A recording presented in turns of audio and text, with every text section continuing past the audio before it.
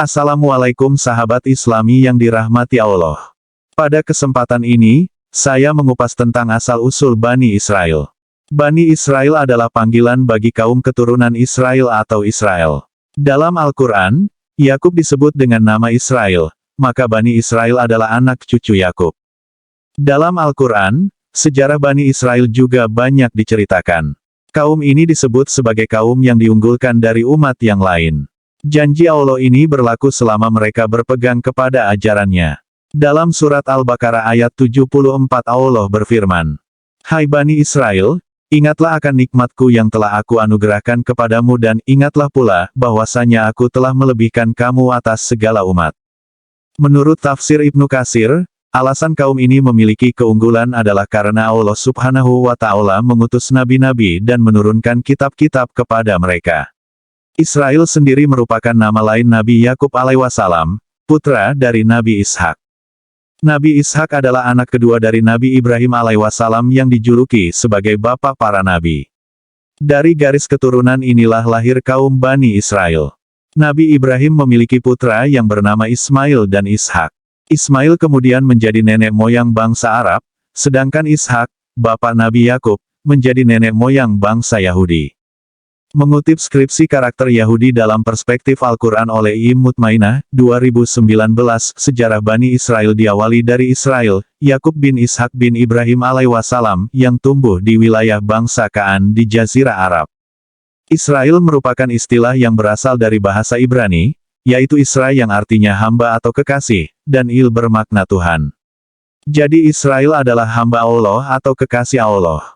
Dari keempat istrinya, Yakub memiliki 12 putra, yakni Ruben, Simeon, Lewi, Yehuda, dan Naftali, Gad, Asher, Isahar, Zebulon, Yusuf, dan Benyamin. Yusuf tidak disukai saudara-saudaranya hingga ia dijual kepada seorang musafir. Oleh si musafir Yusuf dijual ke Mesir. Setelah melalui masa-masa yang penuh penderitaan, Yusuf menjadi raja muda. Saat masa paceklik melanda Mesir dan kawasan di sekitarnya, Nabi Yakub dan keluarganya hijrah ke Mesir atas undangan Yusuf. Mereka mulai membangun kehidupan di tempat baru dan beranak pinak hingga lahirlah suatu kelompok yang dikenal sebagai Bani Israel, anak keturunan Israel. Setelah Nabi Yakub dan Yusuf wafat, kondisi kaum ini semakin sengsara. Fir'aun menindas dan memperbudak mereka. Ia membunuh anak laki-laki karena adanya ramalan bahwa akan lahir seorang anak laki-laki kelahiran Bani Israel yang menjadi penyebab hancurnya kerajaan Fir'aun. Mengutip sifat Bani Israel menurut M. Quraish Shihab di dalam tafsir Al-Misbah karya Heti Handayati Hasibuan, 2019, pada suatu hari lahirlah seorang bayi laki-laki. Atas petunjuk Allah, sang ibu menyelamatkan sang putra dengan menghanyutkannya di sungai. Si bayi ditemukan oleh keluarga raja kemudian dijadikan anak angkat yang dinamai Musa. Musa beranjak dewasa, telah diberikan petunjuk oleh Allah bahwa dirinya bukanlah anak kandung Fir'aun. Sejak kecil, ia memang sering kesal dengan perilaku Fir'aun yang berperilaku sewenang-wenang terhadap rakyat. Karena Fir'aun berbuat semena-mena, Allah mengutus Nabi Musa. Allah telah membekali Nabi Musa dengan mukjizat-mukjizat yang luar biasa, namun Fir'aun tetap mendustakan Allah. Kemudian Allah memerintahkan Nabi Musa untuk membawa Bani Israel keluar dari Mesir. Mereka dikejar oleh Fir'aun dan pasukannya, namun atas izin Allah, Nabi Musa dan kaumnya dapat menyeberangi Laut Merah.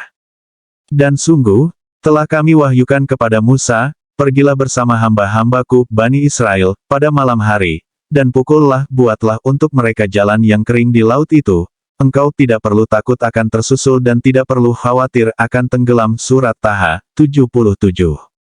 Fir'aun dan pasukannya ikut menyeberang, namun setelah Nabi Musa dan kaumnya sampai di tepi, Laut Merah kembali seperti semula.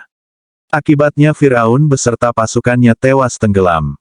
Setelah menyelamatkan diri dari Mesir, Bani Israel digiring Nabi Musa menuju ke Tanah Sinai.